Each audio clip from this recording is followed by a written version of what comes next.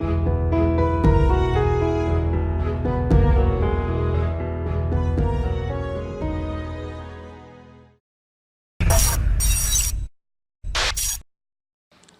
vamos ler Isaías capítulo 52, a partir do versículo 13, e na sequência leremos o capítulo 53. Livro do profeta Isaías, logo aí depois de Salmos, e os livros de sabedoria, não é? Eclesiastes, logo você vai ter aí o livro do profeta Isaías. Isaías capítulo 52, a partir do versículo 13. Isaías 52, a partir do versículo 13. Eu gostaria que todos acompanhassem a leitura da palavra de Deus. A Bíblia Sagrada é a palavra de Deus. Ela fechada é um livro como qualquer outro. Mas quando nós abrimos e lemos, ela é a palavra de Deus. A palavra de Deus que fala ao nosso coração, que alcança o nosso espírito, a parte mais profunda do nosso ser, é alcançada pela palavra de Deus. Isaías 52, a partir do versículo 13. Eis que o meu servo procederá com prudência, será exaltado e elevado, e será muito sublime. Como pasmaram muitos à vista dele, pois o seu aspecto estava muito desfigurado, mais do que o de outro qualquer, e a sua aparência mais do que a dos outros filhos dos homens. Assim causará admiração às nações, e os reis fecharão a sua boca por causa dele, porque aquilo que não lhes foi anunciado verão, e aquilo que não ouviram entenderão. Quem creu na nossa pregação, e a quem foi revelado o braço do Senhor? Porque foi subindo como renovo perante ele, e como raiz de uma terra seca, não tinha aparência nem formosura. Olhámo-lo, mas nenhuma beleza havia que nos agradasse. Era desprezado e o mais rejeitado entre os homens. Homem de dores e que sabe o que é padecer. E como um de quem os homens escondem o rosto, era desprezado e dele não fizemos caso. Certamente, ele tomou sobre si as nossas enfermidades e as nossas dores levou sobre si. E nós o reputávamos por aflito, ferido de Deus e oprimido. Mas ele foi traspassado pelas nossas transgressões e moído pelas nossas iniquidades. O castigo que nos traz a paz estava sobre ele, e pelas suas pisaduras fomos sarados. Todos nós andávamos desgarrados como ovelhas, cada um se desviava pelo caminho, mas o Senhor fez cair sobre ele a iniquidade de nós todos. Ele foi oprimido e humilhado, mas não abriu a boca. Como cordeiro foi levado ao matadouro, e como ovelha muda perante os seus tosqueadores, ele não abriu a boca. Por juízo, opressor foi arrebatado, e de sua linhagem quem dela cogitou? Porquanto foi cortado da terra dos viventes, por causa da transgressão do meu povo, foi ele ferido. Designaram-lhe a sepultura com os perversos, mas com o rico esteve na sua morte, posto que nunca fez injustiça, nem dolo algum se achou em sua boca. Todavia, ao Senhor agradou moê-lo, fazendo-o enfermar. Quando der ele a sua alma como oferta pelo pecado, verá a sua posteridade e prolongará os seus dias, e a vontade do Senhor prosperará nas suas mãos. ele verá o fruto do penoso trabalho de sua alma e ficará satisfeito. O meu servo, o justo, com seu conhecimento, justificará a muitos, porque as iniquidades deles levará sobre si. Por isso, eu lhe darei muitos como a sua parte, e com os poderosos repartirá ele o despojo, porquanto derramou a sua alma na morte. Foi contado com os transgressores, contudo levou sobre si o pecado de muitos e pelos transgressores intercedeu. Amém? Em Atos dos Apóstolos, no capítulo 8, quando o eunuco da rainha Candace, da Etiópia, saindo de Jerusalém, depois de vir a Jerusalém como um peregrino, ele vem a Jerusalém para poder participar das celebrações, daquelas festas religiosas, e quando ele retorna para Jerusalém, retorna de Jerusalém para a Etiópia, e que o Espírito Santo arrebata Filipe, né, e o coloca ali junto, que leva Filipe junto daquele eunuco. O eunuco estava lendo exatamente esse texto de Isaías. E quando ele lia sobre o sofrimento dessa pessoa, que o profeta Isaías está falando, ele está lendo o profeta Isaías, e Filipe, então, impulsionado pelo Espírito Santo, se aproxima da carruagem daquele eunuco, ministro da economia da rainha Candace da Etiópia, que era uma nação poderosa naquele tempo. O Espírito Santo impulsiona Filipe, e Filipe, então, lhe pergunta: entendes o que lês? E ele responde: como poderei entender se alguém não me explicar? Afinal de contas, o profeta está falando de si mesmo ou de outra pessoa. Então, convida Filipe, Filipe sobe aquela carruagem e começa, a partir desse texto, a falar-lhe a respeito do Senhor Jesus. Então, esse texto de Isaías, ele está falando do sofrimento do Messias, que o sofrimento do Messias é um sofrimento vicário, é um sofrimento para a redenção, mas que depois desse sofrimento, depois dessa redenção, esse Messias de Deus, ele receberia a exaltação e a glorificação. Vejam o meu servo, ele agirá com muita sabedoria, ele será levantado e erguido e muitíssimo exaltado. Apesar dos sofrimentos que descrevem exatamente tudo aquilo que o Senhor Jesus sofreu. Os sofrimentos do Senhor Jesus, o sofrimento do Messias. No versículo 14 de Isaías, do capítulo 52, como pasmaram muitos à vista dele. Como muitos ficaram horrorizados quando o viram, pois ele estava tão desfigurado que nem parecia um ser humano.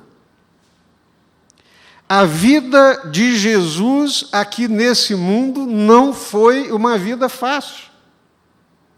A vida do Senhor Jesus foi uma vida de muito sofrimento. Um sofrimento tão grande durante a sua existência terrena, durante o seu ministério, mas principalmente quando ele tem que passar pela morte e a morte de cruz. Eu fiquei pensando, enquanto eu lia sobre esse sofrimento, era um sofrimento tão intenso que muitos ficaram horrorizados quando viram. Ou seja, quando olharam para Jesus, ele estava desfigurado. Não parecia sequer um ser humano. Ficaram pasmos, horrorizados diante dele. Tão desfigurada estava a sua aparência que ele se tornou irreconhecível como homem. Não parecia sequer um ser humano.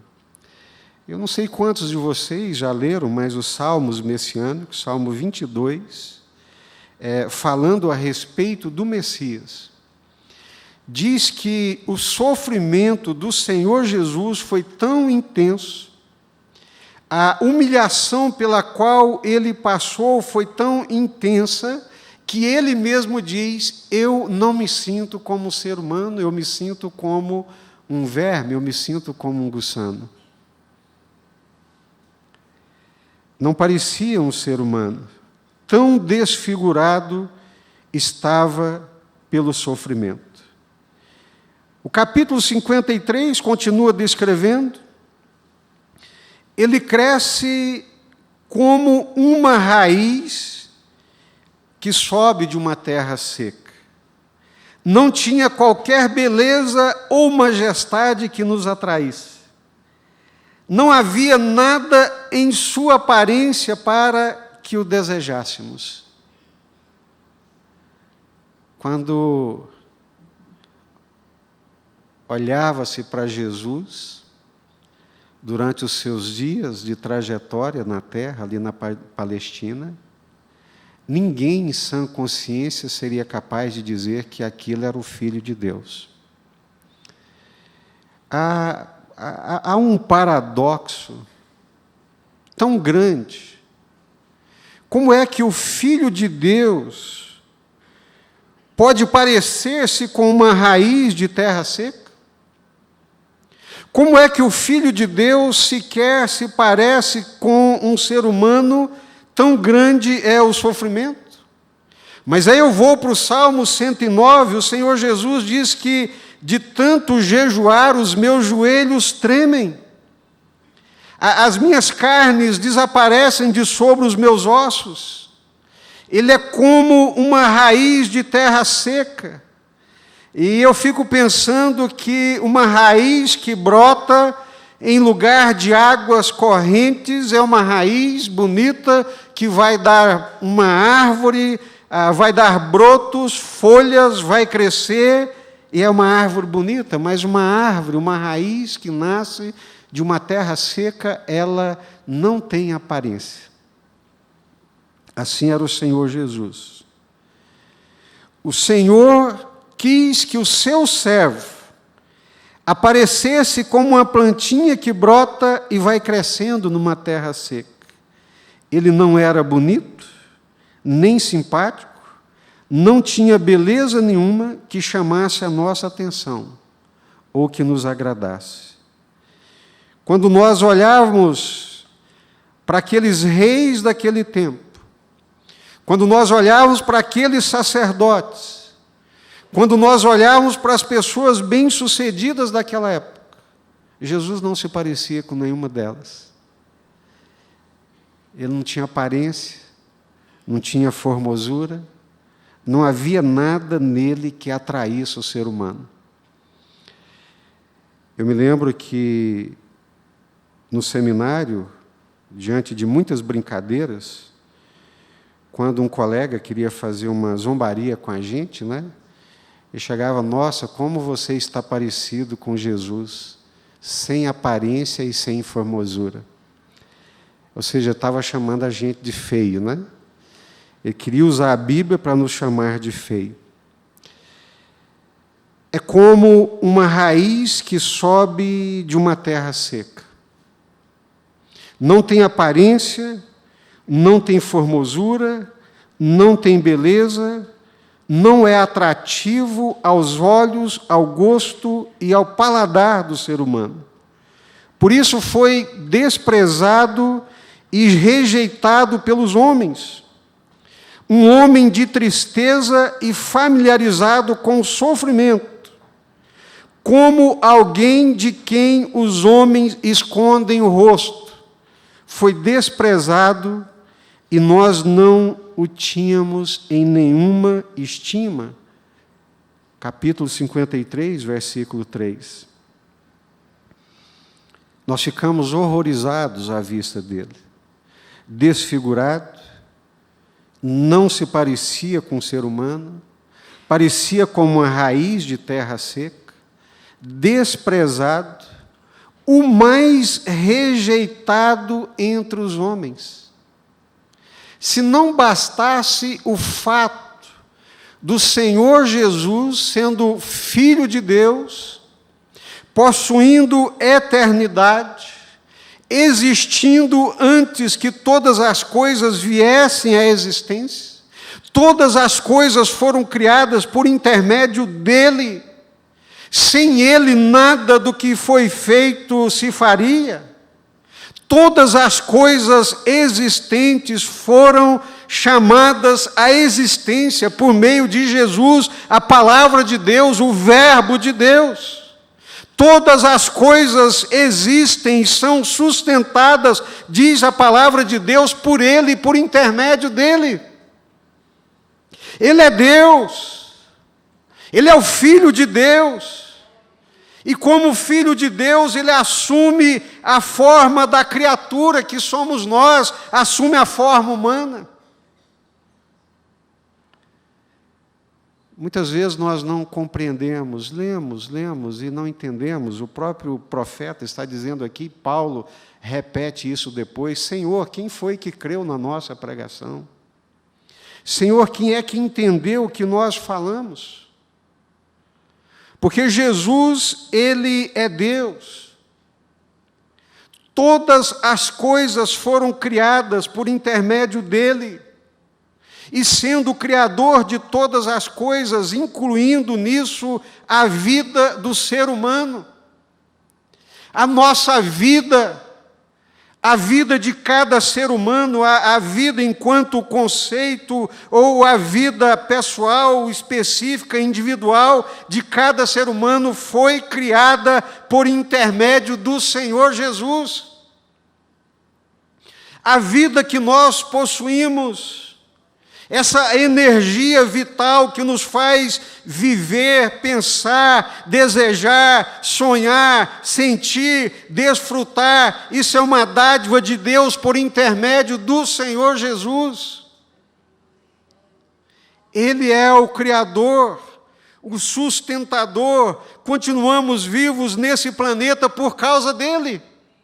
Existimos por Ele, subsistimos por causa dEle. E Ele assume a forma humana, o Deus eterno, Filho de Deus, Jesus, se encarna, vira homem.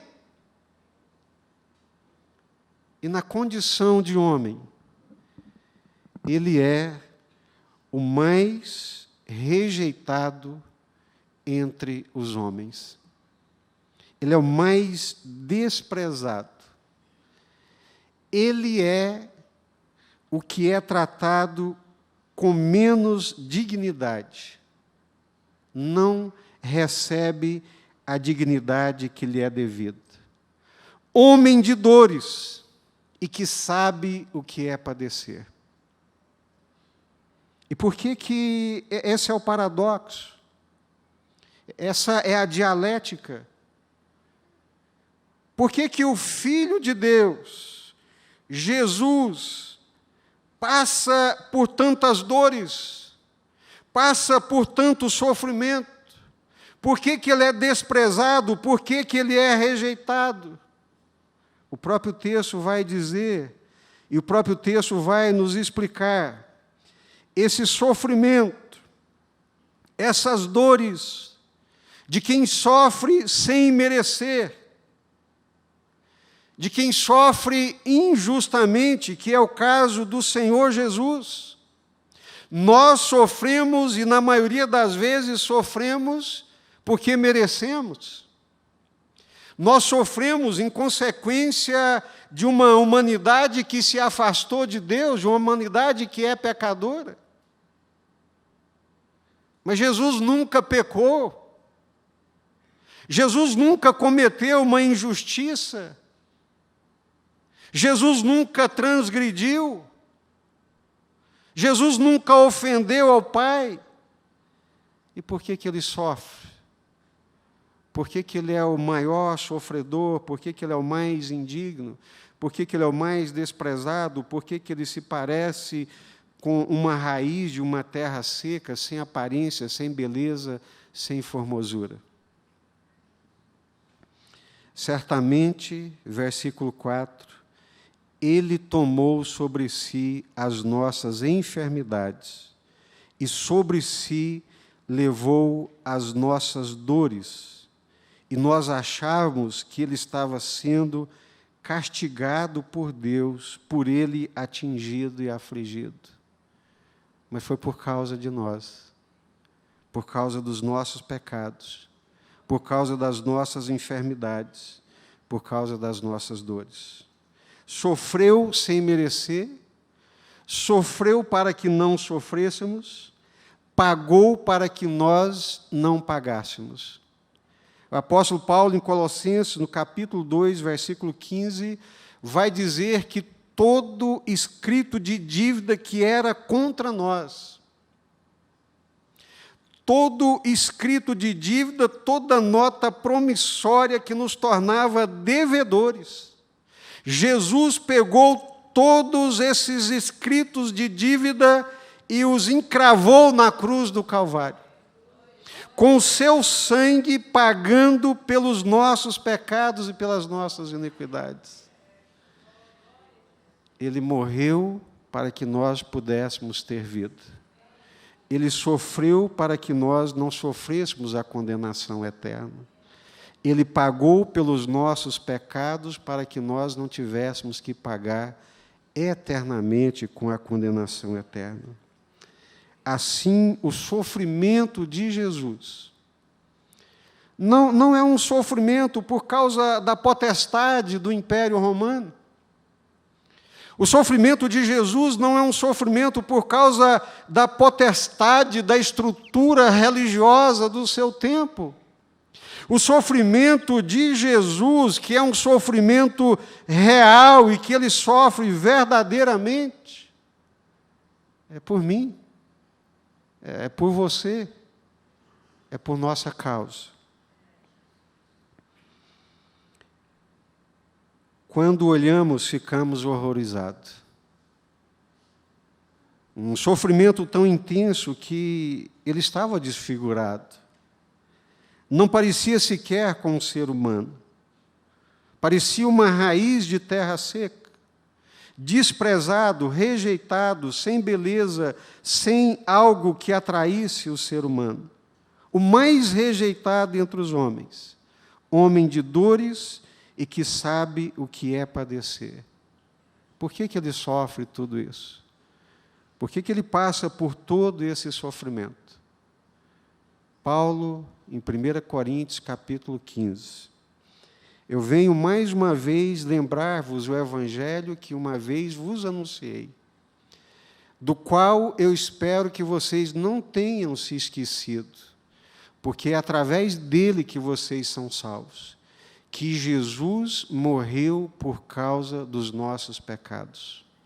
Jesus não morreu por causa do estratagema político dos sacerdotes e nem por causa da decisão de Pôncio Pilatos. Eles foram apenas instrumentos de um plano redentivo da parte de Deus.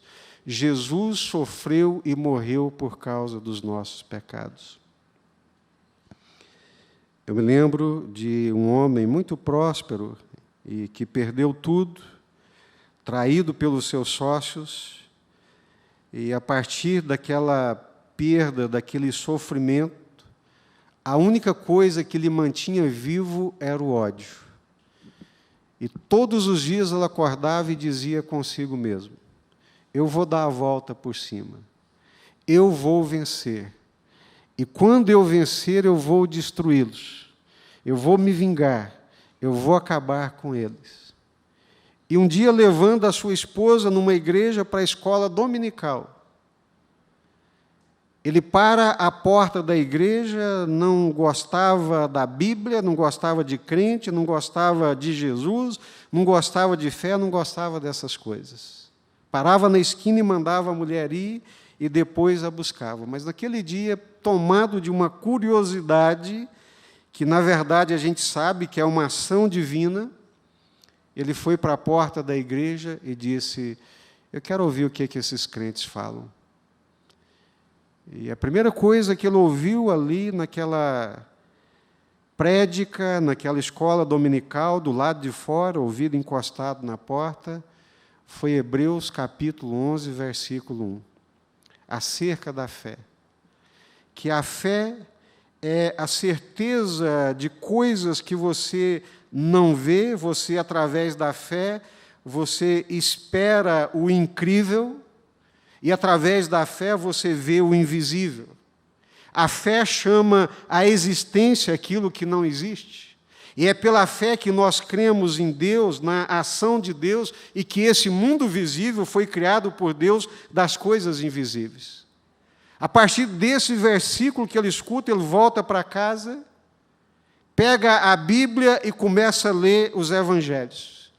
E lê Evangelho de Mateus, Evangelho de Marcos, Evangelho de Lucas, Evangelho de João, todos numa tarde, terminando a leitura dos 4 evangelhos, lá pelas 4 horas da manhã. E quando ele termina a leitura dos 4 evangelhos, de madrugada, ele cai de joelho e diz: Senhor meu Deus, não foram os romanos quem mataram o Senhor Jesus. Foram os meus pecados. Não foram os judeus que mataram o Senhor Jesus. Foram os meus pecados. Jesus sofre, Jesus padece, Jesus é levado ao matadouro como um cordeiro mudo, e como ovelha que é tosquiada, ele não abre a sua boca.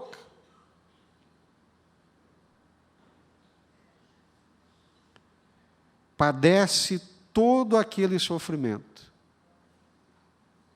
por minha causa, por sua causa. É por isso que Jesus morreu. É por isso que Jesus sofreu. Por causa das nossas pisaduras, por causa dos nossos pecados, por causa das nossas iniquidades. Agora,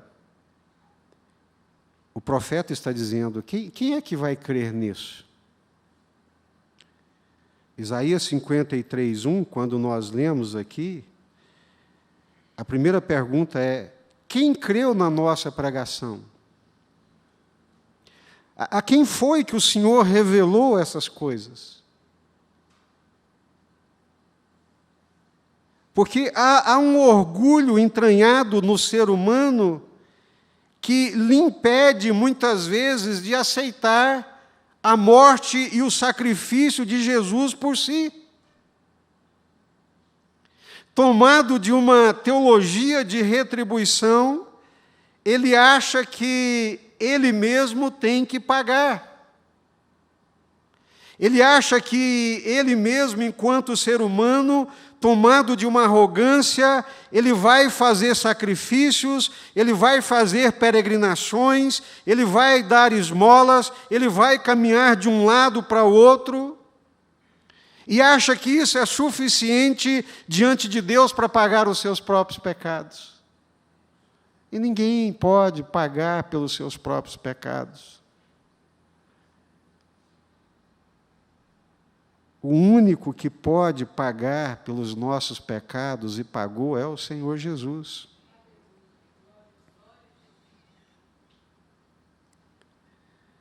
Eu me lembro, há uns bons anos atrás, nós fomos a um hospital para visitar um senhor japonês, já estava numa fase quase que terminal, e foi conosco naquela altura a irmã Lúcia, mãe da Meire, serva de Deus, que conhecia o Evangelho, que também falava o japonês. E ali aquele senhor, naquele leito, né, de dor, de sofrimento, lhe apresentamos exatamente a mensagem do Evangelho. Todos nós somos como ovelhas desgarradas. Todos nós perdemos o propósito da existência. Todos nós pecamos ao ponto do apóstolo Paulo dizer: todos pecaram, não tem um justo, não existe um justo sequer. A garganta deles é como um sepulcro. A língua é como áspide venenosa. O coração é corrompido. Isso não é de um só, isso é de todos. Do gentio, do judeu, todos pecamos e todos fomos destituídos da glória de Deus. O Senhor pecou, o Senhor sabe disso. Sim, eu sei, eu fiz muita maldade, eu participei da guerra, e que atrocidades eu fiz na guerra.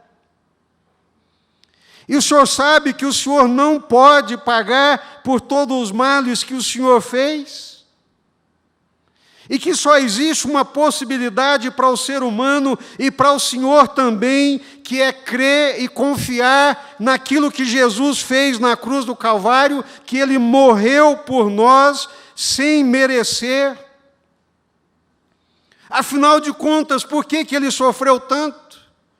Por causa das nossas iniquidades, por causa dos nossos pecados. Jesus sofreu por causa do Senhor, por minha causa, por causa do pecado da humanidade. Jesus morreu por causa dos nossos pecados, para nos oferecer uma possibilidade de perdão, de rendição, de redenção diante de Deus.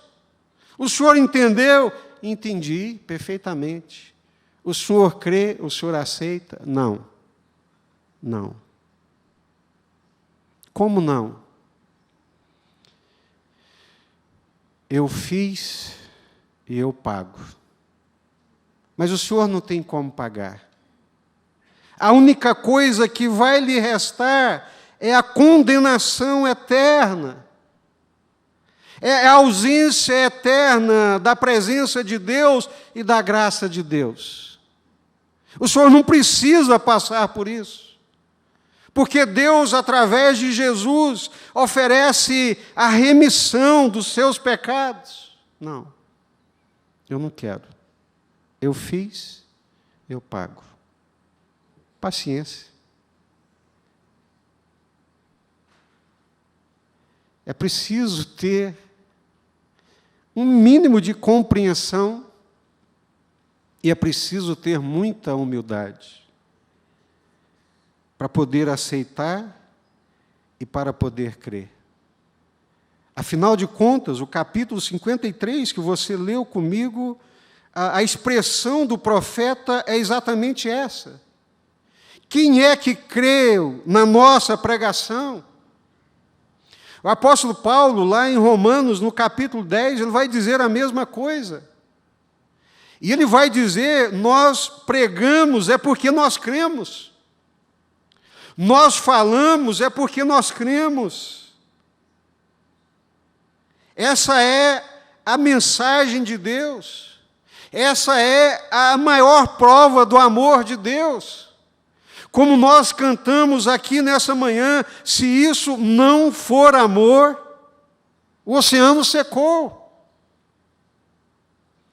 Se nós não entendermos esse amor de Deus em Cristo Jesus, se não compreendermos que essa é a maior demonstração de amor de Deus pelo ser humano, não tem mais nada que vai comover o nosso coração. Jesus sofre, Jesus padece, Jesus morre numa cruz, é verdade. Isso torna a mensagem loucura para os sábios, escândalo para os judeus, mas ela é o poder de Deus para quem crê. Quem creu em nossa pregação? Quem crê tem a sua vida transformada. Quem crê recebe imediatamente as benesses do perdão de Deus em Cristo Jesus. Quem crê, imediatamente aquele peso de culpa, de dívida, aquela escânia pesada sobre as costas, é completamente aliviado da sua carga. Porque Ele morreu por causa dos nossos pecados. É o sofrimento do Messias, que é um sofrimento vicário, que é um sofrimento substitutivo, que é um sofrimento por nossa causa. Quem é que vai crer? Eu não sei. E tampouco me importa. Eu prego não é na expectativa do resultado. Eu prego porque eu creio. Eu prego porque isso fez a diferença na minha vida. Eu prego porque quando eu vi e criei, isso operou um milagre de Deus e do Espírito Santo na minha existência. Eu não tenho vergonha da mensagem da cruz. Eu não tenho vergonha nem medo de apresentar um Salvador fraco e sofredor. Porque é na sua fraqueza que Deus escolhe nos salvar. É na loucura dessa pregação, desse evento histórico que foi a morte de Jesus numa cruz do Calvário, que Deus escolheu para nos redimir, para nos libertar e para nos encher de vida e de esperança. Então, quando nós cremos, opera-se um milagre sobrenatural da parte de Deus. Ele sofre, é uma morte substitutiva, mas ele também é exaltado. Eis aí o meu servo, desprezado dos homens, mas cheio da sabedoria de Deus, digno de admiração. Ele verá o fruto do seu penoso trabalho. Jesus sabia a dor pela qual ele passaria, mas ele topou passar por essa dor, porque ele anteviu o que aconteceria na minha vida e na sua vida, ou na vida de todos aqueles que nele creem. É duro, Senhor, passa de mim esse cálice. É terrível, Senhor, ao ponto de suar gotas de sangue. Mas faça-se a tua vontade. Porque eu sei que através desse penoso trabalho da minha alma, dessas dores da minha alma, muitos serão redimidos, muitos serão transformados, muitos serão alcançados.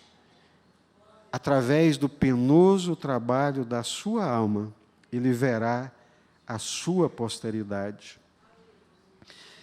Ele verá o fruto do penoso trabalho de sua alma e ficará satisfeito. Aleluia. O meu servo, o justo, com seu conhecimento, justificará a muitos, porque ele levará as iniquidades deles sobre si. Por isso, eu lhe darei a sua parte, lhe darei muitos como a sua parte. E quantos o Senhor Jesus tem recebido? E quantos o Senhor Jesus tem alcançado? João já anteviu, por revelação de Deus, que naquele dia, quando Deus colocar um ponto final nessa história humana, para dar início à sua história, no seu reino, estará diante do trono de Deus povos de todas as raças, de todas as línguas, de todas as tribos e de todas as nações, que se prostrarão diante do Cordeiro para a glória de Deus. Amém? Glória a Deus, aleluia. Pastor Peter falou aqui nessa manhã quantas línguas e quantos dialetos tem na Índia. E quantos dialetos? 24 línguas e 1.600 dialetos. Só na Índia. E naquele dia, cada dialeto desse proclamará que Jesus é o Senhor. Naquele dia, cada pessoa de toda a raça, de toda a tribo, de toda a língua, de toda a nação, estará diante do trono do Senhor Jesus. Glória a Deus. Ele é o Verbo de Deus, Ele é Deus, Ele vem até nós, Emanuel, Deus conosco. Agora Deus não vem mais através de profetas e revelações, mas vem Ele mesmo através do seu Filho, Emanuel, Deus conosco. Entre nós viveu como qualquer outro ser humano, sofreu como nenhum outro ser humano sofreu, foi o mais desprezado, o mais rejeitado, o mais indigno, padeceu por causa das nossas dores, por causa das nossas enfermidades, por causa das nossas pisaduras, sofreu naquela cruz, para que a vida humana sem sentido pudesse encontrar o sentido, para que a existência humana esvaziada de sentido longe de Deus pudesse ser reaproximada de Deus através de Jesus. Foi por isso que ele sofreu. Eu me lembro aqui, ouvindo uma mensagem também, num congresso da Fiel, pastor John MacArthur contando que estava no seu gabinete pastoral na Califórnia, e um dia bate à sua porta um médico muito rico, muito bem-sucedido, entra dentro do gabinete e diz para ele: o senhor é a minha última chance, é a minha última esperança. Eu já bati em várias portas, já fui em vários lugares, a minha vida está destroçada, eu tenho uma clínica com faturamento de mais de 20 milhões de dólares por ano, mas o meu terceiro casamento já foi por água abaixo. O dinheiro não preenche o vazio do meu coração, as drogas não preenchem, mulheres não preenchem, fama não preenche, honra não preenche. O meu coração, a minha vida é uma lástima, está completamente destroçada. O senhor pode me ajudar, pastor? Ele disse: infelizmente não. Não posso fazer nada por você. E ele viu a decepção e a frustração estampada naquele rosto. Ele disse: eu não posso fazer nada por você, mas eu conheço um que pode. Pegou uma Bíblia, entregou para ele e disse: leia os Evangelhos, porque aí você vai encontrar Jesus, o Filho de Deus. Esse sim pode te ajudar, porque foi Ele que morreu por nós, foi Ele que entregou a vida dele por nós. Eu não posso, a igreja não pode, a religião não pode, mas Jesus pode. E leia os Evangelhos, depois você me liga. Esqueceu daquilo, diz que 2 semanas depois o telefone toca, ela atende, era o médico: pastor, olha, eu li os Evangelhos e descobri uma coisa que eu não sabia. Eu sou judeu, não entendi essas coisas. E aí, o que você descobriu? Eu descobri que Jesus é o Filho de Deus. Descobriu mais alguma coisa, meu querido? Eu descobri que Jesus morreu por causa dos meus pecados. Eu sei que muito dessas mazelas, desse vazio na alma e no coração de todo ser humano, é por causa dos pecados.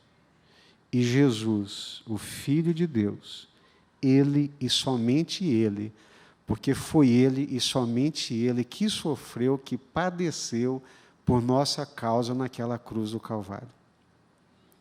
Ele morreu, ressuscitou, está vivo, tem todo o poder e toda a autoridade.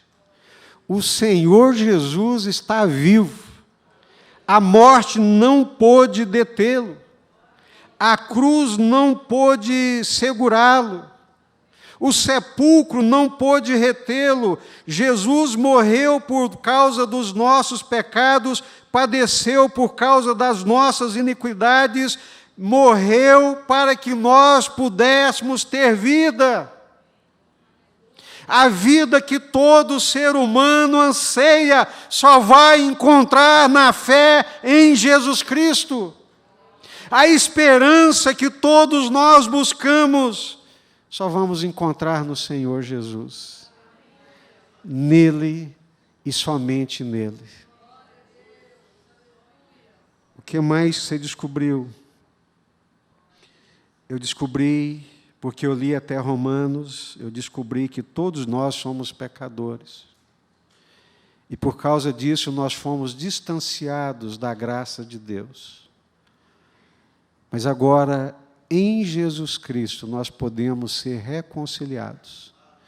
Em Jesus nós podemos encontrar novamente o caminho. Em Jesus nós podemos voltar para a casa do Pai. Ele é o caminho para a casa do Pai. Ele é o caminho de volta para aquela vida que Deus criou para que nós tivéssemos e que nós nos distanciamos dela. Vamos orar. Ninguém se mexa, por favor. Ninguém se movimente. Nós vamos orar nesse momento. Ele foi o mais sofredor de todos, mas esse sofrimento e essa morte foi substitutivo. Ele morreu por minha causa, ele morreu por sua causa. Eu creio de todo o meu coração que você veio aqui nessa noite para ouvir essa mensagem. Jesus morreu por você. Jesus entregou a vida dele para que você tenha vida e vida com abundância. Jesus padeceu, mas é preciso crer, é preciso confiar, é preciso dar esse passo de fé, é preciso descer do orgulho e dizer: eu creio, Jesus tem misericórdia de mim, Jesus restaura a minha vida, Jesus, o Senhor está vivo, o Senhor tem poder para mudar a minha vida. Então, Senhor Jesus, muda a minha vida, muda a minha existência. Se você crê nisso, e se você quer fazer isso, todo mundo de cabeça baixa, eu não vou te expor, eu só quero que você, se você crê nisso, e quer que eu ore por você, levanta a sua mão, onde você estiver, que eu quero orar por você nesse momento. Deus te abençoe, Deus te abençoe, aleluia, Deus te abençoe, Deus te abençoe, Deus te abençoe, glória a Deus, louvado seja Deus, Deus te abençoe. Mais alguém? Nós vamos orar nesse momento. Senhor nosso Deus e eterno Pai, o Senhor viu essas mãos levantadas. Alguns certamente não levantaram fisicamente, mas levantaram no coração. O Senhor é a única esperança. Jesus é a única esperança de transformação e vida para todos nós, seres humanos. Segura essas mãos que foram levantadas, que as promessas do Senhor que estão escritas na Tua palavra, para aqueles que crerem no Senhor Jesus, rios de águas vivas borbulharão do seu interior, que esses rios de águas vivas comecem a correr, ó Deus, nesses interiores, nessas vidas, nesses corações, trazendo vida, trazendo transformação. operando um milagre e uma ação sobrenatural que só o Senhor pode fazer. Senhor, quem creu na nossa pregação, a quem o Senhor revelou o seu braço forte, revela o teu braço forte, revela o teu poder, a tua graça, trazendo libertação, trazendo fé, trazendo uma nova vida para a tua glória e para o teu louvor. A tua palavra é a verdade, Senhor. E todos aqueles que crerem no Senhor de todo o coração, as suas vidas serão preenchidas e transformadas de um modo sobrenatural e celestial. É isso que nós te pedimos, é isso que nós te suplicamos. Derrama a tua graça, Deus, sobre nós. Nós fomos reunidos por meio de Jesus num só corpo. Nós fomos reunidos por meio de Jesus num só rebanho. Conduza-nos debaixo da tua graça. Dá-nos uma boa semana, Deus. Abençoe as famílias aqui representadas. Aqueles aflitos e perturbados, que o Senhor possa trazer uma paz sobrenatural. Que essa semana, Deus, seja uma semana marcada pela graça e pela presença do Senhor. É a nossa oração e a nossa súplica em nome do Senhor Jesus. Que Deus abençoe todos vocês em nome do Senhor Jesus.